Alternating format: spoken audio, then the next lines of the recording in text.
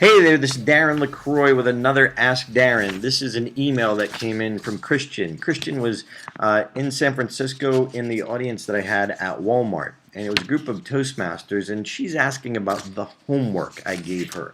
And the homework was going to the local library, the reference section, and taking out the Encyclopedia of Associations. The program that I did there was Say What? What are the hot topics for you?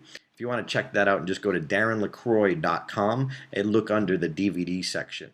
But the homework was taking a list of your experience, whether it's business experience, work experience, adversities you've overcome, achievements you've created or achieved, and or your hobbies.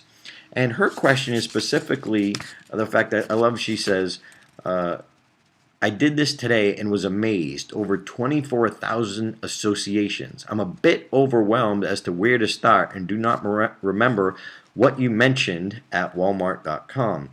I found keywords in the index and some of my hobbies, for example, self-help. So what she's asking is, I mentioned bring up your hobbies. What are your favorite hobbies?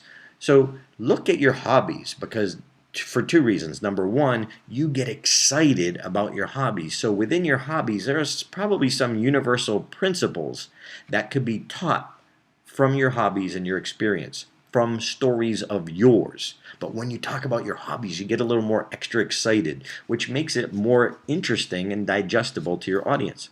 But number two, there's probably many associations associated, pun intended, with your hobby. So she also mentions martial arts. So there are probably many martial art associations. But here's the difference, that Christian, number one, likes martial arts, has probably invested time and energy and effort in martial arts. But number two, she's a speaker. So many martial art conventions or conferences, they're looking for speakers. And even though there might be a lot more people who have a lot more experience, very few of them want to be speakers on this side. So that makes you different. But her big question is, where do I start? What do I do? We have to consider that as speakers, our job is to help people. Speaking is just one form of transferring the value of our experience. Audio CD another, webinar another, teleconference another, but it's just transferring your experience and what you know.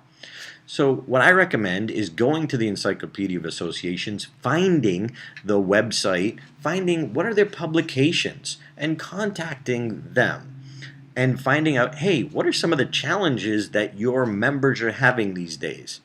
So for example, if it's a self-help association, which speakers, writers could be in that venue. If it's self-help, okay, so what are the common frustrations these days? Well, maybe it's how to use social media to get engaged in self-help. Well, if that's the case, how can you help them with that? Can you help them with that?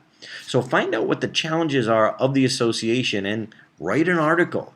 That's a way to get some credibility, get your foot in the door, so then you can contact them back. Find out if they have local chapters and how they go about choosing their speakers.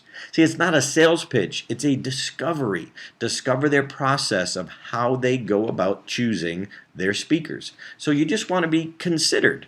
It doesn't mean hey, you should hire me. Don't go in that way. No, what's your process and how could I properly be considered?